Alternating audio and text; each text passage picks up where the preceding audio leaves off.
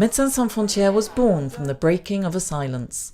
In 1971, when the Biafrans spoke out about what they had witnessed in Nigeria, témoignage formed one of the core principles of Médecins Sans Frontières' medical action, alongside humanity, independence and impartiality. The Speaking Out case studies are a series of reviews, basically using a very rigorous methodology to capture a moment in MSF's history. Going through MSF history, case by case, going in detail to show what was the debate going on within the movement, within the section, between the field and the headquarters at the very moment that choice had to be made. The case studies include watershed moments such as Ethiopia, Rwanda and Chechnya.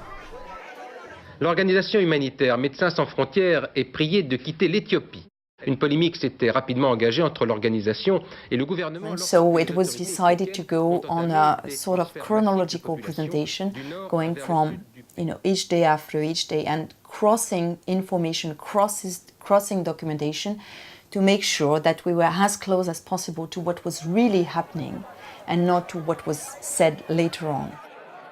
Pour la première fois ce matin à Paris, l'organisation humanitaire Médecins Sans Frontières demande carrément une intervention armée. Il est logique d'appeler à ce qu'il y ait une force armée qui agisse là pour arrêter le massacre, parce que l'humanitaire ne peut rien faire dans ce domaine. It's essential that we capture, what were the choices that we were faced with, what were the outcomes from making those choices to speak out under very, very difficult circumstances, and what inherently then can we learn from the choices that we made in those kinds of projects in those moments in history that may be very, very valuable learning points for us. I appeal here today to His Excellency, the Ambassador of Russia, and through him to President Yeltsin, to stop the bombing of defenseless civilians in Chechnya. Initially, the Speaking Out case studies were available only to the movement, but with growing interest from the public and academics and humanitarian workers outside of MSF, the introductions and timelines were posted online. So there's a range of interviews with internal and external stakeholders, a very, very rich tapestry of information that can be tapped into. Now our growing culture of transparency has culminated in the decision to make all of these studies publicly available in full.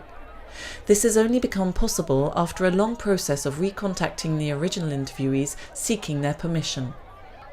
All of this information is going to be consolidated in a very user-friendly way on speakingout.msf.org, and it's going to be a site where you can very easily access information, download information, find links to a rich range of different materials that were used to reinforce the case studies as they were documented.